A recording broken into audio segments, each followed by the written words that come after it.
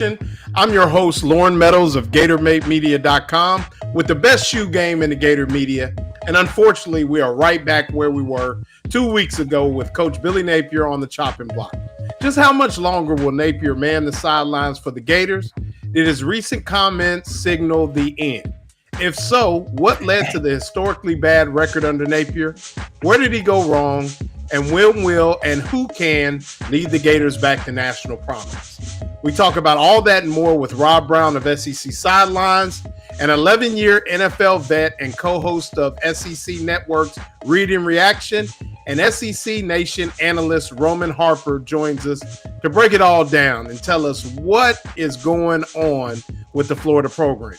And like we always do about this time, Kicks of the Week is in the building, as well as Hyper Have At It. The Sidelines team would like to thank our sponsors, Meldon Law and Titan MRI and Imaging. Subscribe to the Lowdown with Lauren Meadows on YouTube and Facebook, as well as our partner shows, including the Buddy Martin Show, SEC Sidelines, and other shows on the Sidelines Live Network.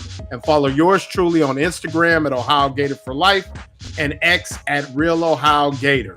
Let's get to it. So once again, the Gators go down to Texas A&M, 34-17. Tough one, How about guys. that intro, though? I mean, I haven't danced since I was, that was at the nice. Roxy in Vegas. Yeah, no doubt. And shout out to Meldon Law. Got my tie-dye shirt on. Compliments of Meldon Law. You know, we'll definitely get to them. But it's Dallin tonight. But guys, just a rough, straight up start. Got it rolling, went down, marched down the field, then gave up 2 big plays. We were 7-7, and then we get it going again. But it's the lack of staying power. And what frustrates me is it's more of the same. And it's every game. It's 0-14 against ranked opponents on the road. Yeah. It's 4 wins on the road total. And it's funny, I was telling somebody, I've been there for all 4 of Billy Napier's road wins.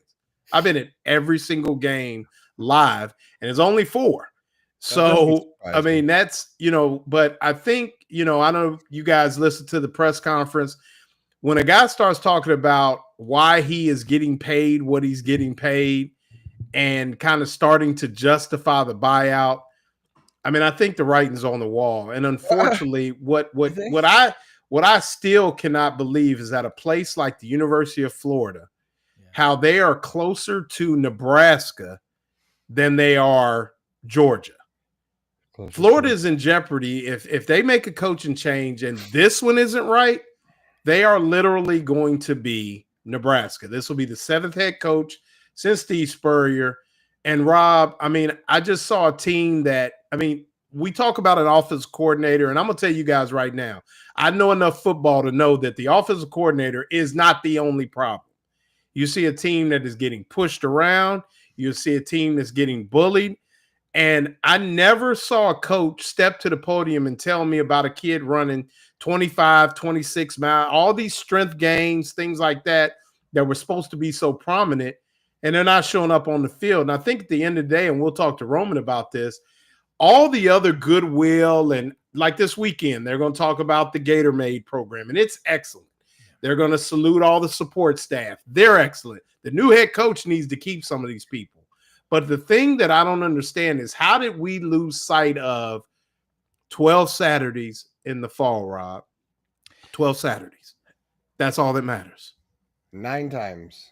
Yeah. Well, and I think, like Brenden and I yesterday morning with, Pete Cordelli and Ellis Johnson and Dave Bartu, College Football Matrix, Dave really brought up the lack of continuity. That's your problem.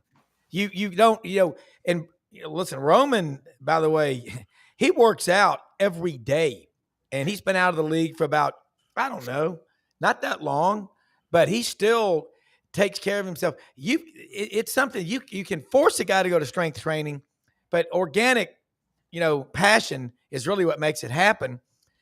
But there's so many guys coming and going. It's hard to build a unit. And I talked to a veteran coach today who, he coached Emmett Smith in high school. He coached Dion at Florida State. And he said that the defenses are just chewing up these offensive lines because they're not close. There's very little, there are very few, if any, offensive lines that have been together for 2 or 3 or 4 years. Those guys that grow up together. So that's a problem right there. And mental toughness with kids, they're just not as, they're not as upset after a loss as they used to be because they just go get their mobile banking app. Roman will tell you about this in the pros. That mobile banking app can disappear in a heartbeat. They'll cut you. Yeah. Well, let me ask you this, though. Cut you. Here's the thing, though. Then how does you gotta ask me? I'm waiting. How do other schools do it though, Rob? How does Lane Kiffin do it? How does Dan Lanning do it? How is Texas Tech doing it? I understand that you're going to have new people and you're going to have new pieces, but the football has to still look like football. We have a quarterback who is literally close to 30% versus drop 8 coverage. There are systematic issues. You have a fourth and 6, down 7 in plus territory, and you go for it. If you don't get that first down, the game is over, and it was. None of that has to do, there's no new coaches. And what I don't understand, and Buddy talked about this on his show, whatever analytics people they have, they need to hire me. I'll wear a Jordan shirt for $75,000, $80,000 and tell him to punt. I'll be screaming in his ear, punt, punt, punt. Because whatever analytics said go there, I've never seen that. I wrote in my article, I said there'll be 11-year-olds with a controller in their hand that'll punt in that situation. When they're playing college football. And Brenden, go ahead. I know you chomping at the bit, but I mean, it's just I hear what you're saying and I hear the continuity, but this was take the offensive line. Offensive line that was supposed to be a top 5 unit. They haven't played like it.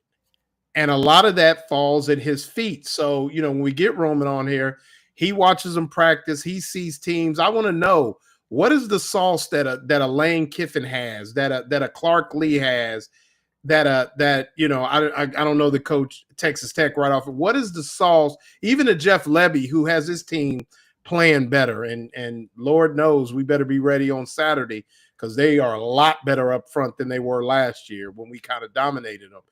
But I mean, what is it, Brenden? I see you going 0 dark 30 on me. I mean, go ahead and tap in. It's bright lights over here, man. What do I think of it? This is what I think of it. This is what it's felt like the entire year. And I don't know why anyone got excited about the win against Texas at home, because that shit happens every year. Tennessee win at home, some sort of he gets this pass that no other coach gets, that no other Gator coach has ever had, that nobody's ever gotten this many breaks, as if we were an up and comer, like that wasn't the University of Florida. Listening to Billy Napier talk about the University of Florida, and then listening to Urban Meyer talk about the University of Florida is not the same conversation. When Urban Meyer talks about the rocket ship that the Swamp is, and how it's such an advantage that it's unbelievable, and then I got to watch Billy play small ball just to hold on to a lead, as if you're not the Florida Gators. And I'm not even getting into the play calling, the inconsistency, the non-communication. I'm not getting into the quarterback development. Just doesn't seem to happen. Yeah. And now what I've also learned is that the physical training aspect of this has not been, let's just say, all that detail oriented. You got your quarterback when he started watching AR get hurt, and then watching potentially DJ Lagway, as reported on Rob's show, overtrained, and potentially a lot of this issue is because he wasn't looked after and in the weight room. Yeah. No, I mean, I think it's I've been waiting though. Here's the thing. I've been waiting, bro. Right. Well, here's the thing. I'm pissed, bro. Right. No, I get it. I get it. Don't from everybody on the planet Earth. about not being a Billy guy. I have heard it since Utah last year from all of you in the chat room, everyone else. And I am going to have a second to say, I told you so. Yeah. I told you so. I told you so. I never got off of it. I never said any different. I'm pissed. Yeah. So go get me Dan Mullen, who's 6-0. Go. Yeah. Hey. Right. Yeah. No, it's because he wins football games. Here's the thing: is I'm done with it. I think that when you break this thing down and you look at it, it stinks of a lot of things, and you're already hearing, Scott Strickland vetted Billy all by himself. There was no committee. There was anything like that. Now Scott Strickland, rumored, and we'll get to that, doesn't want Lane Kiffin for whatever reason. Maybe Lane's the guy, maybe he isn't. But here's what's happening, and what we got to stop doing is this is over. When it's over, we don't know, but it's over. The Napier era is over at Florida, Rob. So that now we need to start talking. I mean, I would like to know, based on Roman, who's seen a lot of basically seen all 16 teams in the SEC, his opinion of where this thing went wrong, what mistakes may have been made, from somebody who gets a lot deeper look under a hood than we do in our roles. But what does it take to get it done in this new NIL space, the transfer portal, and all those things? Because I keep saying, and I think I told you this, Brenden, that night in Utah 2 years ago, as we're drowning our sorrows in cane sauce, if we're not careful, we are going to be Nebraska. And that's what you're going to be, just wandering in the desert. Everybody's still I mean, do you realize, Rob, that there are people that still say to me, I remember we beat Ohio State 41-14. They've won 2 national titles since then, Rob. Yeah. They got to get out of, we got to get out of that. Yeah. Well, go back and look at how cyclical college football powers can be. From 1982 to 2002, Southern Cal, with all their resources, tradition, and people in California, from 82 to 2002, 20-year period, they had 1 double-digit win season. After Barry Switzer left Oklahoma, they went 7 or 8 years. Alabama, 1997 all the way to 2007. That 11-year period, Alabama lost 5 games or more in 8 of those 11 seasons, okay?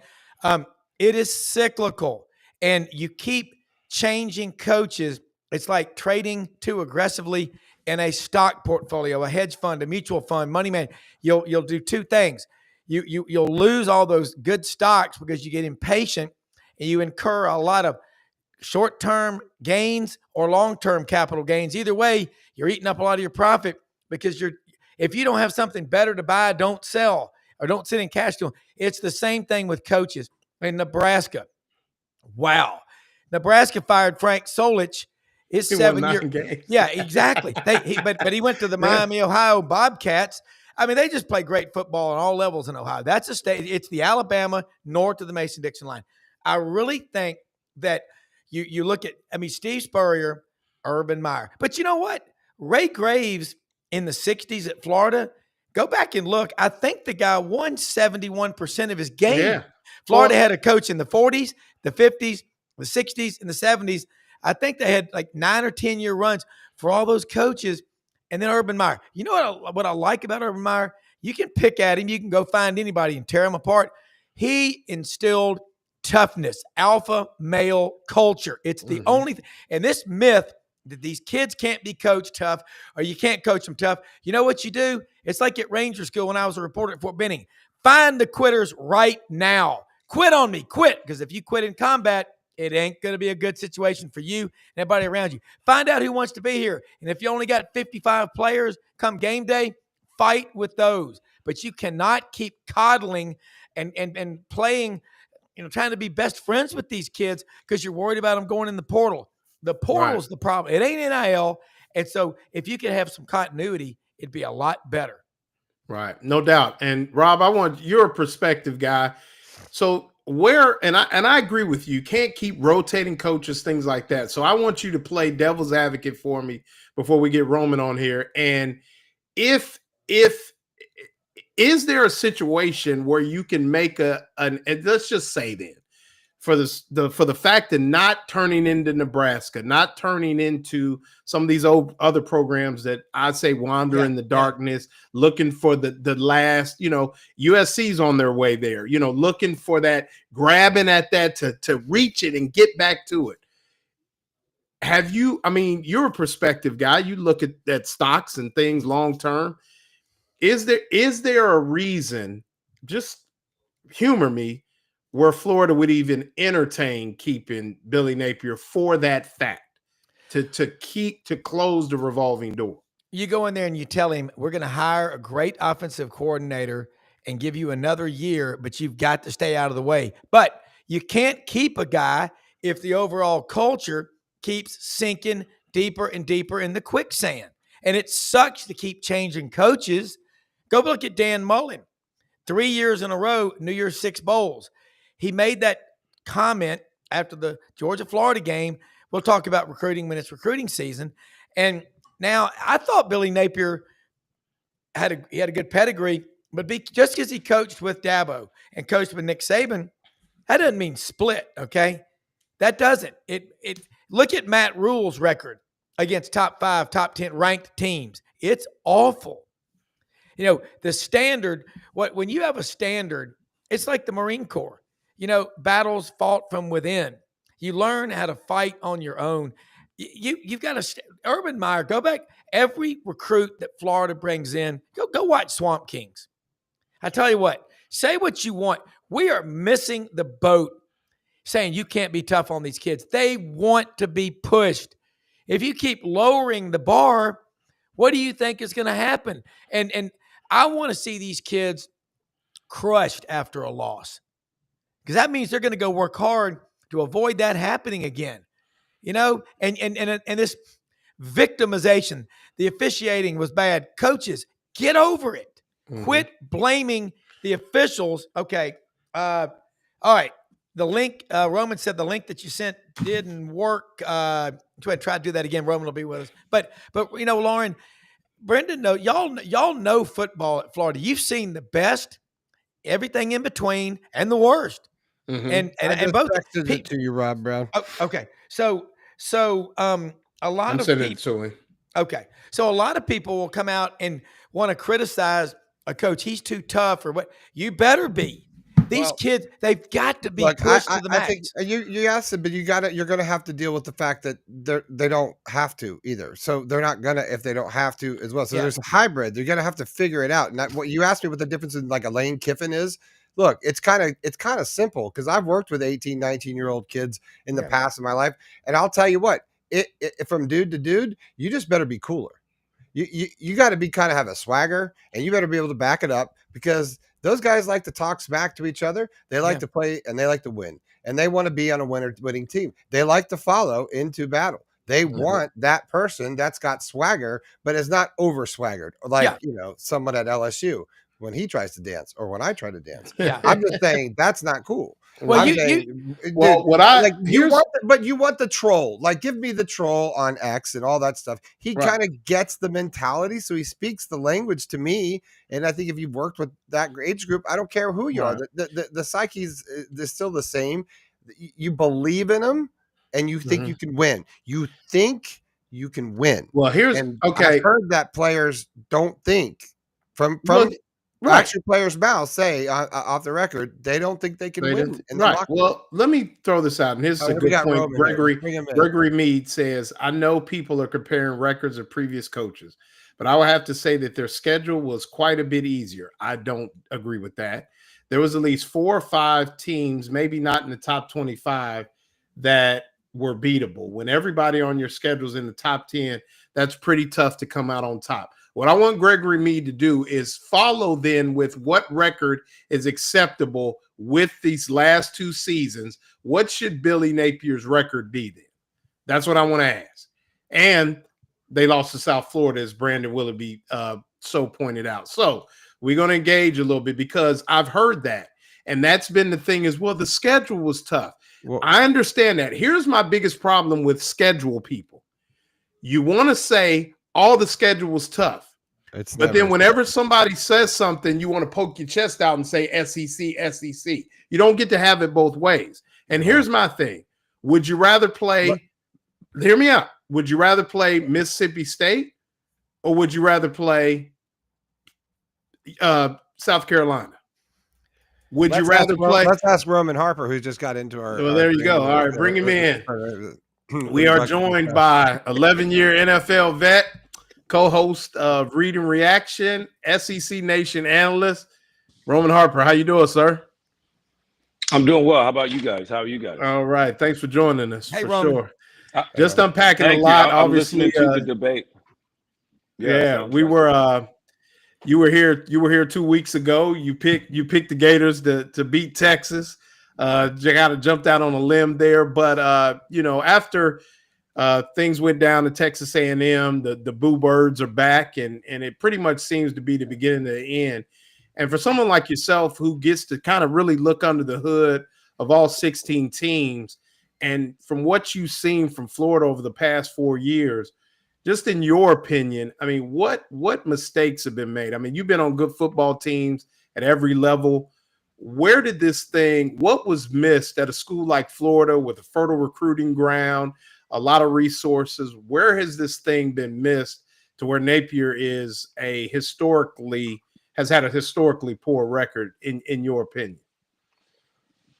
Well, I think you got to start all the way at the top as far as, when Napier got there. When Billy Napier first got there, all I was told was that about Florida, that they were behind in facilities, that the dorm rooms where their players stayed, the indoor facility, the weight room, all those things were reasons why Florida was in the position that they were in. Okay. So I think that you got to start there first. So he didn't start with a great deck of cards. So then you start building it out. He's got the star quarterback in DJ Lagway that he needed to land. That was big.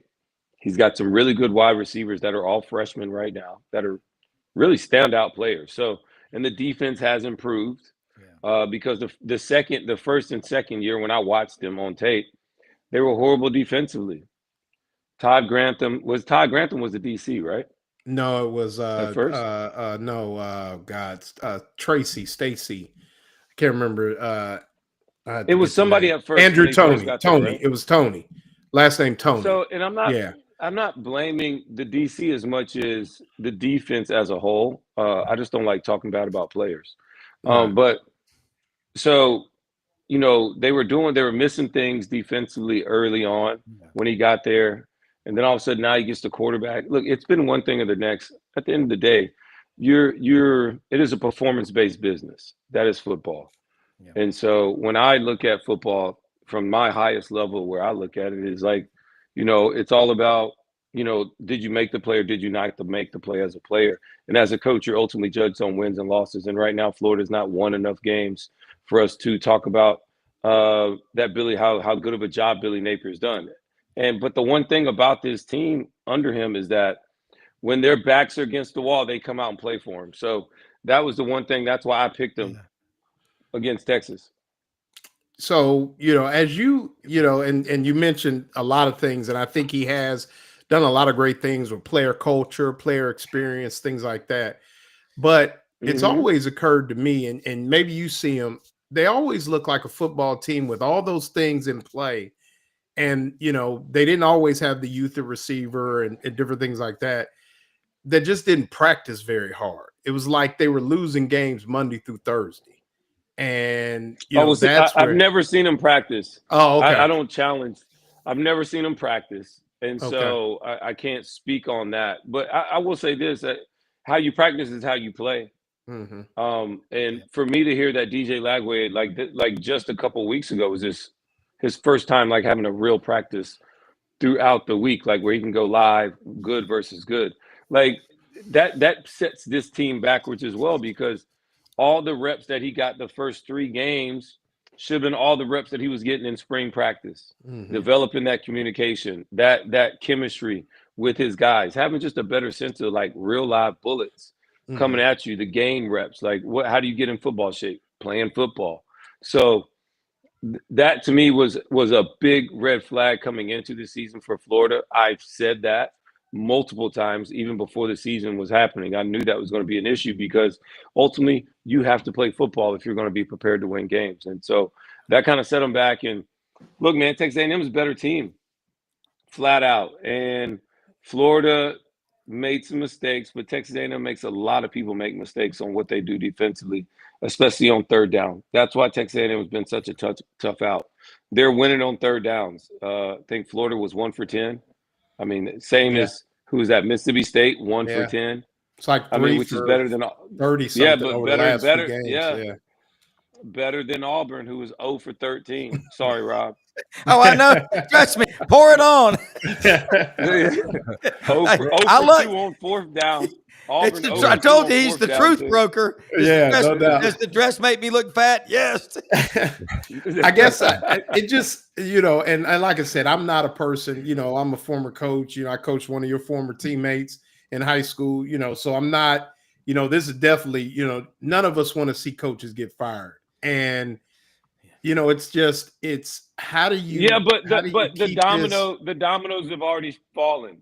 Once the dominoes fall, you're not in control of that. Right. Like the dominoes have already started falling. And when you see Penn State go spend $50 million to tell them to go away, now that puts pressure on other schools because, it stinks. It's a herd mentality, right? Well, I got to go get a type of player like this. Well, shoot, me too.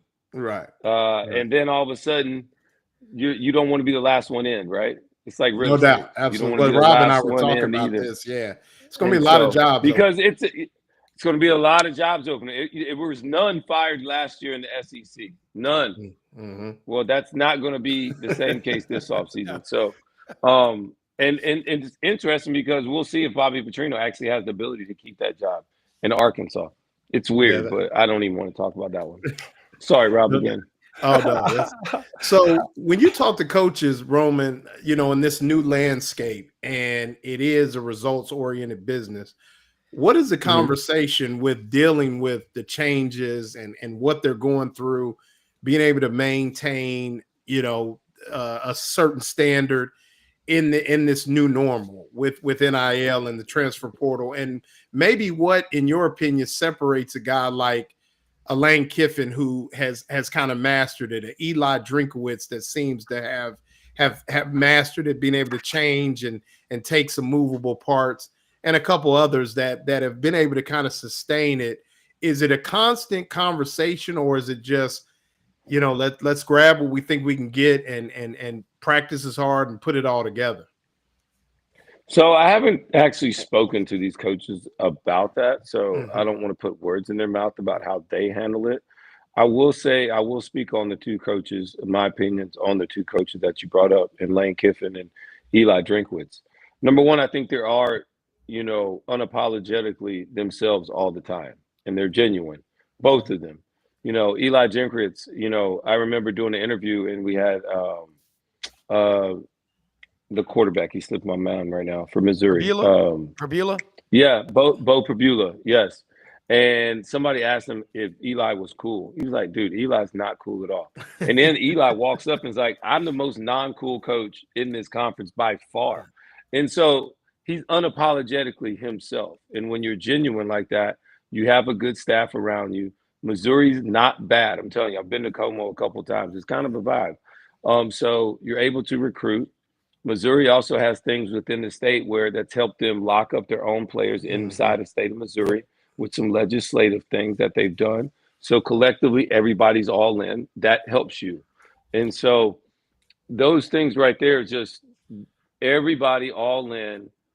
Everybody's getting everybody's back, and ultimately you got the leader in the right place, and they have a really good system. Like all the things are kind of just in pieces. And no matter the influx, I think the teams that are able to control or manage the influx or outflux of players, because that's all based upon culture, is what they'll say. Like Lane has a good culture. Eli, it's a certain about a culture. Well, culture is just winning, in my opinion. It's the people, and the people stay when you're winning. they're willing to put up with a little bit more. So I think if Florida was winning, then you wouldn't be having these same conversations, because ultimately the teams that quote unquote handle the transfer portal in this age are just the teams that are winning. That's Right. the thing. It all comes down to winning. Yeah, I think that's and I think that's where we are. I mean, I think the question is now, in your opinion, and maybe not. I mean, you could, throw it out there and it'll probably jump. So be careful if you say it. But who's next? I mean, what if you were? I mean, you got the Alabama shirt on, but if you were, someone asked you and you had to put on a Florida shirt and you said, okay, is Florida the preeminent job that it used to be? Can someone come in here with this recruiting base and the areas around it and what's going on? Can they build on it? The facilities have improved, but you and I both know they're still not up to snuff as some other places that I'm sure I've been there, you've been there, Rob's been there, Brenden, so we're, it's still some issues there, but is there a guy out there and is that person, willing to come and is it, if you had to say, hey, I'm gonna tell these guys the truth about what I really think is going on there?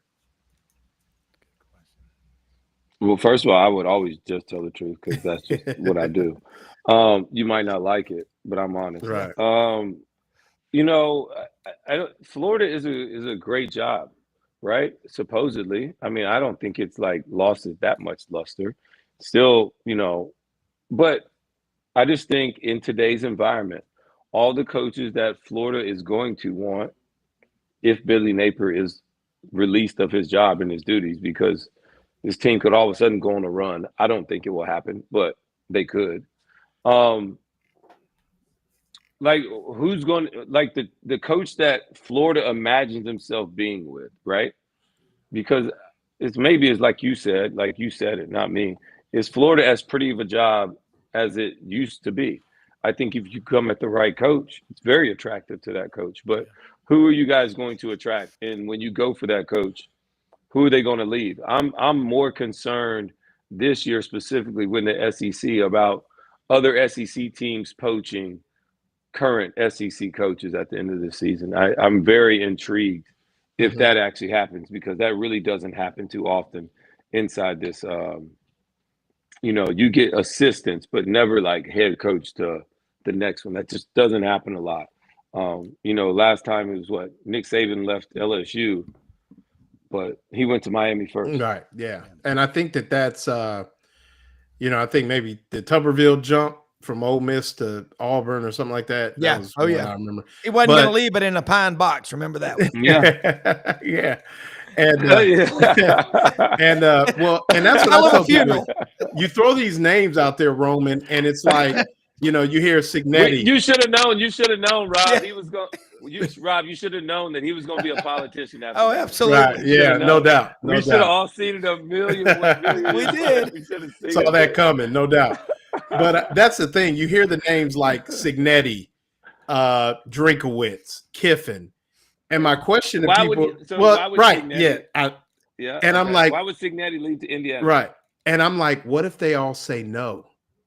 Then what? And I live here in Gainesville. Exactly. People gonna lose their mind when Alex Golesh is the next coach at Florida. That's That's what I'm saying. That's why I bring that up, because I can have my opinions, but I'm like you can't put a price tag. Everybody thinks you can just buy people off or just throw more money at the situation or problem, and that's going to solve it. That's not it. It's the same thing when you're conducting and building out rosters and players. You can't tell me it's the NIL that Indiana's handing out that's making them better. No, it's like the raw coaching, the passion in which you play with, the collective group of guys all coming together, and ultimately finding ways to win games and coming closer while doing it. So it's a hard thing. It's a tough business, and just because you win one place doesn't mean you win somewhere else. Kurt Signetti's called lightning in a bottle. Well, actually, not really lightning in a bottle. I apologize by saying that. The dude can flat out coach. And so when the playing field is so much more level now than it's ever been, right? You don't have these teams that are just talent rich way more than everybody else because the transfer portal and NIL. everybody has at least a puncher's chance now. When you don't show up, you can lose to anybody. So that means the things that matter are still ultimately coaching matters. Right. The X's and O's, the players understanding exactly where they need to be at all times, and then being able to play together as a team, as a unit, where their eyes are at, and being able to ultimately execute the small things, because the small things in football, nobody likes to talk about them until they cost you. And so when you don't do those things, which Florida, it's cost Florida a couple games. Would Florida still feel that bad if they didn't lose to South Florida? You know? Probably not. Yeah, like probably not. It'd be a different. You know what I narrative. mean? Yeah. Like that got the fire, that struck the match early. Mm-hmm. And then you get the other results.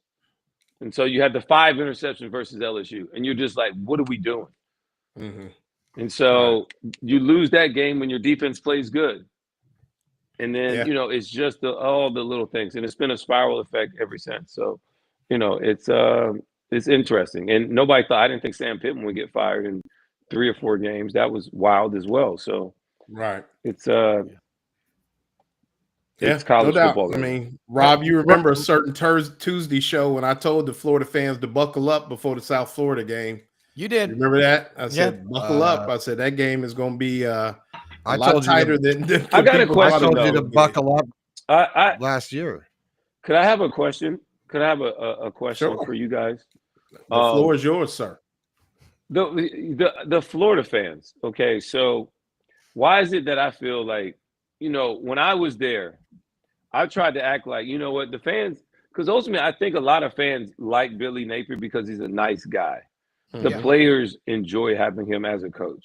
Like, people aren't just rooting for Billy Napier to get fired. Like, I think that's been one common statement. Like, I ask people about it. But then it's a lot of people there, like some fans, a lot of young people that just like, we want anybody but him. Like, they were saying they want Penn State's coach. I heard somebody say we want Eddie O. I'm like, Ed Ogeron to Florida? I've heard that. Right. Yeah. I got a buddy. He's big on Ed O. Yeah. He's big on Ed O. It's like, I have no idea. And so someone asked me the other day, Florida Roman, fan base is so all over. You guys tell me. Because I'm gonna tell you. Go ahead, Brenden. Be just a mirror. I just want to be a mirror. No, I'm gonna you go, Brenden, and I'll tell you. I have one. I'll tell you one name. Jaden Rashada was a bad start to a lot of this, because I think a lot of fans got excited, and then there was a lot of local disdain and booster disdain. That whole thing was not really accepted in the old bag money crowd. We reported on it at our magazine, and we had a couple of insiders that told us, that said, as a collective, we're not supporting him. And so he didn't have the money from the collectives, because the collective was such a mess. And we saw that later on play out, as we're seeing actually I think that they're still in the lawsuit. I don't know if the other side's still going, but nonetheless, we saw that play out. And the Jaden Rashad thing was terrible for Jaden, and because he's a real talented guy. So anyway, that was the first blow that was not good, because he didn't have the money support from the get-go. And Lauren, I'll pivot to you. Well, no, I was going to tell Roman, it is, like I said, living here in Gainesville, it's about 50-50. And you get some people that, like I said, they like Billy. They're not rooting for him to get fired. And then I know some money guys that are like, either way, I win tonight. If we beat Texas A&M, we win. If Billy loses, we get a new coach. I win. And that's what you get. That's what you get most of the time, is like that kind of thing. And I think, like you said, with some of the young people, I think in this today, it's an instant gratification society. And I think for him, it's the, he's not the rock, he's not the guy. He's not outside, as the young people like to say. He's very closed in. He's very, he's very reserved. And I think that moves people. And even the younger guys in the media that we see, they're just like, guys I talked to at the press conferences, they're just like, come on, like Zach Goodall, who's on here a lot for 247, young dude, knows the game, and it's just not moving the meter for him. And like I said, you can be any way you want to be. I mean, but you got to win. And I think so to answer your question, I think it is all over the place. And like you said, at the end of the day, it's that historically bad record that you just can't, no matter what you think, you can't get from behind. But yeah, I agree with you. I've heard Edo. Somebody said today, why don't Team Tebow come back and coach? You know, I mean, it's just like you hear these things, you get like guys that have it. I mean, and it's just wild. And I'm like, guys, somebody talks about Marcus Freeman, who converted to Catholicism, has like 5 kids, lives 5 hours from his parents, is an Ohio State grad, and for some reason he would come to Florida. I'm just like, come on, man. I mean, and I know Marcus. I'm like, there's no way this is, it's just not good. So I got that makes me think of one other thing. Sorry. No, help yourself. Just listen to you guys. The Jaden Rashada thing. I mean, you said how talented he was. He's so talented. I don't think he ever recovered. So I think that was exactly. Like I think that was he never panned out. I think that's another thing. Like that also plays into it. Like it is tragic, but then it's also, if he'd have went on and like balled somewhere else, I think that would put more pressure on the NIL or the collective to be like, man, all right, we literally let one slip through our fingers because we didn't do what we need to do. Right. So we need to make sure that doesn't happen again. The fact that didn't happen, I mean, they feel like, see, boom, I don't have to. And then the other part of it, it's just attached like, to the money. The boosters, a lot of the boosters got upset about it. And so they didn't have a lot of that early money support. And then this is the big infancy stages of NIL. This is also collectives. All this stuff was new. This was the first like pissing contest between a couple of billionaires or whatever. That was that whole game. So, a lot of this was just, getting out of the blocks. Yeah. I think that, I mean, it was, it's been all that kind of stuff. And there's been just so much head scratching that I think that's where we are. It's play calling. It's the NIL mistakes. It's all these things. It's also on, like he won't get an OC, huh? That bothers Spoiler fans too. Oh yeah, they love that. But it's a much bigger problem than OC. It is. But I mean, yes, start there as well. But before we let you go, we got to pay some bills. Let's talk about the folks at Meldon Law. Go ahead and cue it up. Meldon Law, they got me this tie-dye shirt. Meldon Law, the only official law firm partner of the Florida Gators. Proven and skilled lawyers since 1971. Doing a lot of great things. We got a nice giveaway for the Florida-Georgia game. Get on that.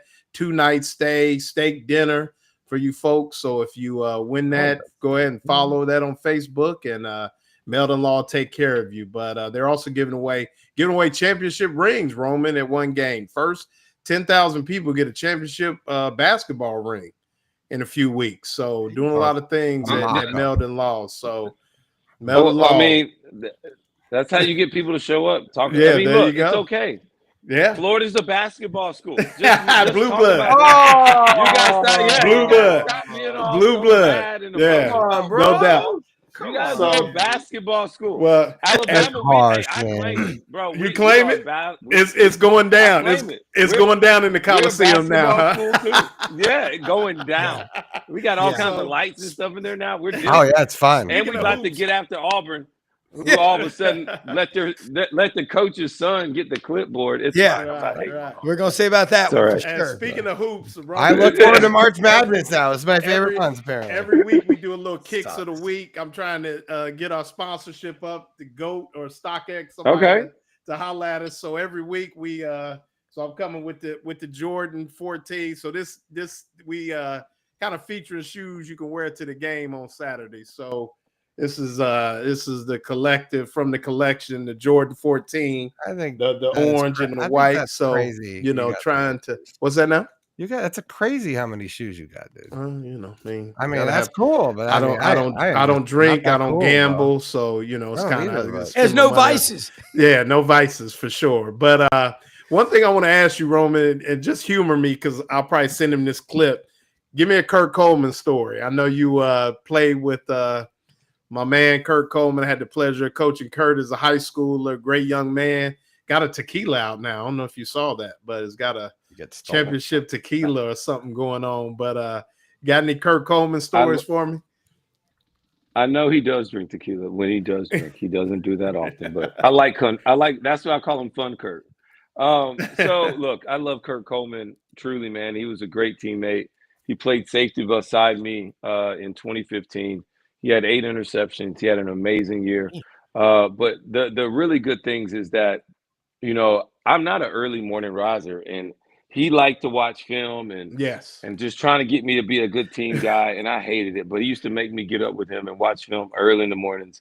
He'd come in there all happy and joyful with full of energy, and I'd be effing miserable. I'm like, dude, this is the dumbest thing, because I've already looked at all this. Like, I'm good. I'm a vet at this point. But anyways, I think the best story I have of Kurt is he like split his nose. He like fractured his nose, and it was like pretty much open. He got stitches in it.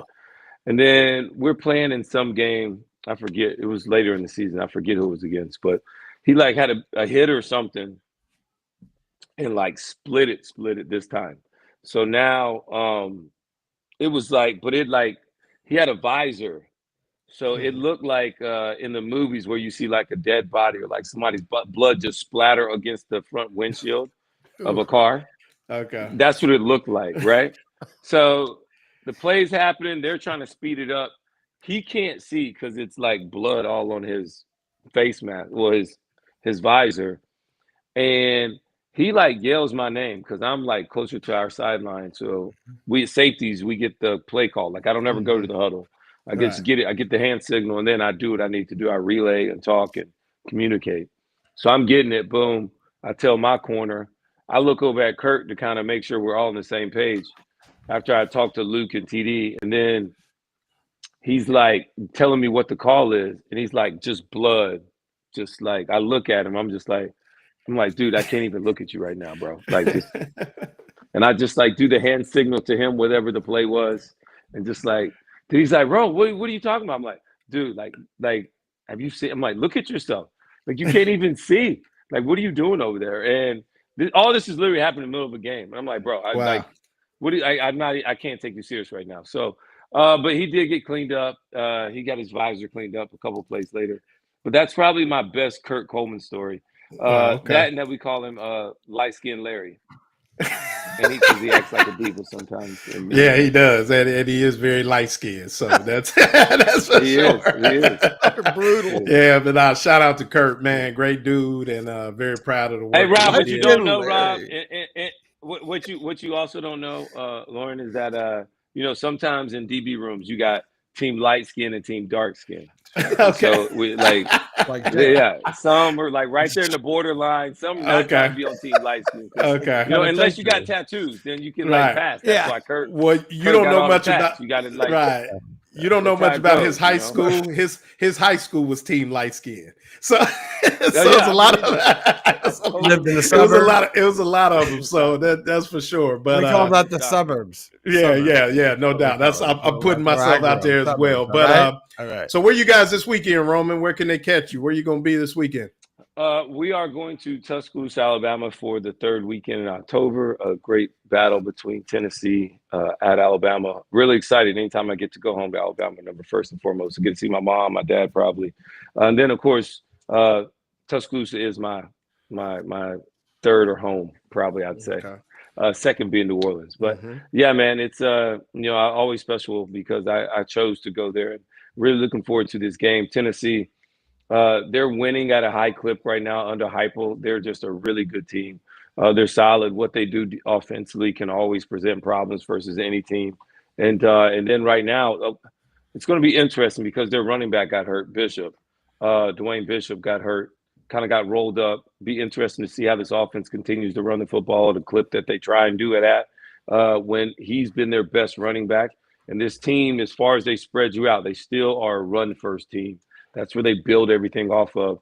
But they got some really good wide receivers on the outside. Brazel, the second. It's got Mike Williams is it's Will something else. That's not it. He's number 4 though. I don't want to get his name wrong. Right. But he's also a receiver that's kind of stepping up, and Kitselman, the tight end. I think a lot of things kind of start and go with him, especially in the run game. Then they play action it to him.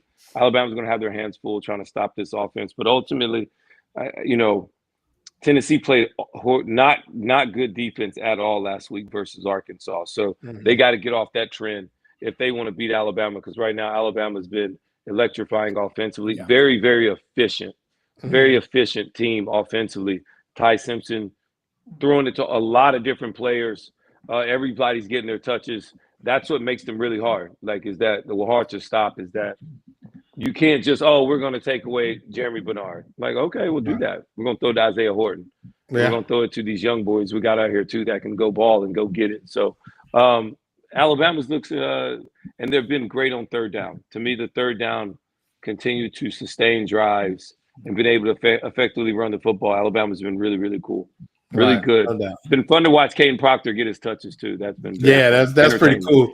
Little quick screen to the big dog. No doubt. It's entertainment. Just give people what they want, man. And then something else close to your heart, your foundation. Tell the folks where they can find you with your foundation and the good work you've been doing there as well.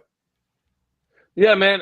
My foundation. Thank you guys for always asking. Harper's Hope for One Foundation. We still do Christmas drives, and it started out as I wanted a reading initiative, because to me that was where I felt like a lot of my friends and stuff kind of went by the wayside when I was growing up, and just I wasn't always the most talented player on my team, but I was always on a lot of really good teams, but I was the one that made it. So that was very important to me to be able to always try and give back in all the communities. Start out in Prattville, but as I continue to evolve and move on in life, then so did my foundation. So we still do a lot of things back in my hometown for Christmas, for the underprivileged, and also here in Charlotte as well. All right. Well, we appreciate it, man. Thank you. Keep up the good work. You can check Shout us out to at Literacy. Harper's Hope. Oh, yeah. Harpershope.org. Sorry. All right. Hey, and Roman, one other thing. I saw Greg Cotton today out in Collierville at lunch from the Memphis Touchdown Club, and he's a big fan. Everybody is. We were talking about you last night at the Touchdown Club. Said, come by his tailgate. He's going to reach out to you. He does a big spread in Tuscaloosa, but you are one of the. He said it was at 53 or something. It's kind of in the quad. I was not going to go. I was going to leave right after my show, but I think my wife and my kids are wanting to come to the game now. Just today they told me this, so I think I'm about to have to switch my whole life up. Right. Well, you slipped out on me at Spurs a couple Fridays ago. I was going to holler at you again before you left, but because my wife wanted to meet you, because like I said, our grandkids, literally Roman and Harper, will be here Friday for the Mississippi State game. So that's kind of crazy. So Roman, shout out to Roman and Harper. They'll be in the house. They'll be in the swamp for the Miss 11 How did and y'all 9. come up with that again? What's that? It just happened. It was coincidence. It's random. It was coincidence. And my son played with Kurt in high school. So I mean, it's it's all coming together. It's 6 degrees of separation for sure. Wow. But yeah, so they will be in the house. Yeah. So they're ready to come to the swamp. Thank you guys. Appreciate you coming on, man. Definitely. Thank you always, more than you know. Appreciate it. Thanks, yes, sir. All right, man. All right. Y'all boys be good, man. Great job. Right. Thank you. Thank you very much. Thanks. Dude, but you know what's cool? He's the best. Oh yeah, it's unbelievable. Ever. Really either show, he's my favorite guy. He comes on in the morning and nights, and I tell you, about 3 years ago, Audrey and I were up in Knoxville, and we saw him on SEC Nation, and we yelled, "Hey, Roman!" And Audrey goes over there, my wife, and says, "Roman, my cousin Mark's got the biggest tailgate on the hill in Knoxville." And Roman's like, "I'm down with that." Yeah. Walking from the SEC Nation bus to Mark Ham's tailgate by the torch guy in front of the stadium up at Neyland Stadium, I bet 250 people approached him. He stopped for everybody. Hugs, high fives, pictures, autographs. He's just a genuinely good person. Both his mom and dad went to Alabama State. He's just a good guy. Hey, look at there, Stella. Look at get off your daddy lap. Not feeling good today. My daddy lap. And she took a nap, and she's been sleeping for hours. What's up, girl? Look at this, you little baby. All right. So as we finish, if you get your hands free, Titan MRI and Imaging. Titan MRI and Imaging is now back. 3 locations to serve you, 2 in Gainesville with this Park Avenue location, and now at the Millennia Center, and 1 in Lake City, serving all of Columbia County and Valdosta, Georgia. And I think the Ocala is open as well now. I got to check in that, but I got some people going there. Titan MRI and Imaging offers MRIs, CT scans, X-rays, and ultrasounds. Easy scheduling with lots of options, including evenings, larger MRI machines for patient comfort for people like me. No ERs, no hospitals. Titan MRI is your choice. Great show tonight. Got a lot of special guests. Had Roman Harper. Had Stella. Got who's that? That's what's the dog's name? Sammy the Bones, dude. Sammy. Yep, Sammy. So Sammy didn't go to Pensacola, huh? Or where? That's my dog. Oh, it's your dog. Okay. Oh, no. Okay. No, that's my dog. No. All right. But for Rob Browne of SEC Sidelines, super producer Brenden Martin, I'm your host, Lauren Meadows. Thank you for super executive. And for producer. Lauren Meadows, the hot new show on the internet. Man. The man right here, Lauren Meadows. Man, I appreciate the cool you guys. Shirt. Thanks. The cool groovy shirt, bro. Yeah, so I'm going to have to sneak in and get one of them championship rings. I'm going to tell you that now. I will be one of the first. Are they going to for sure have that? Yeah. Sure. Yeah. Okay, cool. I think it's one of them weird schools they're playing. Well, no, I was talking to Jeffrey when he was the coach was down at Oh, they're not going to do it for real? No, they were just they were saying they're got to find someone that wants to make that many for them. Oh, okay, yeah. Well, not that they didn't find it; they got it all worked out. I'm not talking about that. No, he's just saying. He's just saying. Because how he's a great dude. Like he'll never lie to you. Jeffrey's a straight up guy. Yeah, no doubt. As far as lawyers and all that, and as far as people, Jeffrey Meldon is one of my favorite Gators, favorite guys to hang out. You remember we rolled with them up in Salt Lake? Oh yeah, they used to welcome us in. Park City was awesome, and his son is cool too. Kerry Meldon, those guys. Yeah, no, Kerry's good dude. Yeah, shout out. We got to bring Kerry on. We got to. Yeah, let's do that. We should do that. We should bring Kerry Meldon on. Let's do it. All right, folks. You guys have appreciate you coming on. I'm good, Rob. Thanks for letting me love bomb your show. Oh, no doubt, man. You had to be. Oh, Rob, you're on tomorrow. Rob? Yeah, who you got on tomorrow, Rob? You got Jake Wimberly, Jackson, Mississippi, doing all kind of numbers and matrix. Jake Wimberly followed up right after that. Going to have a blast with Heath Klein, producer and co-host of the Chuck Oliver Show in Atlanta. 71 sticks in 9 states, as Chuck says. Dudley Dawson inside Arkansas. Vince Ferrara, the sports animal in Knoxville. We got Mark Schleybaugh on Thursday morning, Ivan Mazel Friday morning. This channel is where you go. One stop, one shop, multiple hours of power. Thanks for letting me be on. All right. Hours of power, Rob. I think I like that. Appreciate you guys coming on. We'll see you next week where we'll be recording live from somewhere. Have a good evening. Thanks, everybody.